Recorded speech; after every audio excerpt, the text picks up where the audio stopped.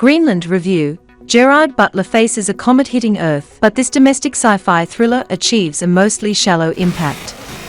Most disaster movies are about going big. But Greenland, in which Gerard Butler runs around trying to save his family as a comet gets ready to hit the Earth, is a movie that takes pains to make the end of life, as we know it, look like something that could actually happen.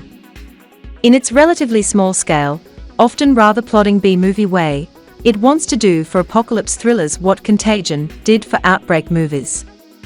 And there are moments when it does. The comet that's heading toward Earth is actually a collection of rock fragments, and the TV news coverage of its impending arrival has the slightly bland quotidian steadiness you'd expect to hear from CNN. Early on, Butler, playing an Atlanta structural engineer, with a different actor he would have been an architect, but someone must have decided that was too wussy for Butler, named John Garrity, takes his 7-year-old son out to a supermarket to pick up some wine and beer for a barbecue they are hosting, and the signs of doom that surround them have a chilly plausibility. The row of military planes in the sky, the comet glimpsed from a distance. No one knows what's going to happen, because this hasn't happened before. If the sensation of impending crisis accidentally overlaps with what a lot of us were feeling back in March, when the pandemic was just taking hold, that coincidence works for the movie. Back at the house, John and his wife, Alison Morena Baccarin, and their friends sit around staring at the TV as the first fragments begin to hit. Everyone still hoping that it won't be too bad.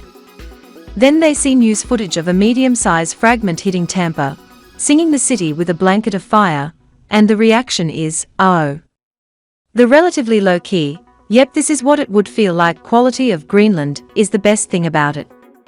In this case, however, there's a downside to the relative lack of spectacle. John and his family have received a presidential alert, just like an Amber Alert, from the Department of Homeland Security instructing them to drive to a nearby air base. It seems that they are part of a select group of civilians who've been chosen to get on military planes and fly to shelter at a classified location. The reason for all this is revealed early on. Of the many comet fragments that are pelting the planet, one, set to hit near Western Europe in 48 hours, is a 9-mile-wide chunk large enough to cause an extinction-level event. Can you say dinosaur? No, I'm not referring to Gerard Butler and what's left of his movie stardom. He's an actor who I used to find stolid as a rock and have come to develop a certain fondness for, because I've seen him achieve a fascinating intensity in a thriller like 2018's Den of Thieves. Actually, that was about the only one, but there's always hope. According to his IMDb page, Butler has no less than 8 movies in pre- or post-production. That's a sign that as he fell off the A-list, he has found a home as a gritty second-tier actor churning out semi-anonymous mid-budget pulp. The trouble with Butler's movies is that they tend to be as stolid as he is, and Greenland, while well staged as an end-of-days spectacle by director Rick Roman, Angel Has Fallen, is a heartwarming family thriller that's mostly 2 hours of frantically unexciting logistics.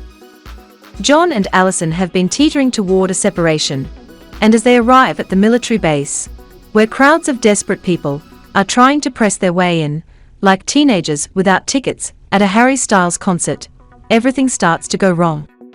Their son, Nathan Roger Dale Floyd, is a diabetic, and they accidentally leave his insulin in the car.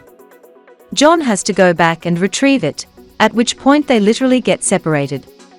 Then it turns out that Nathan can't go on the plane. No one with a condition that requires meds can. Okay, if you like this video, don't forget to click like and comment down below. See you in the next video.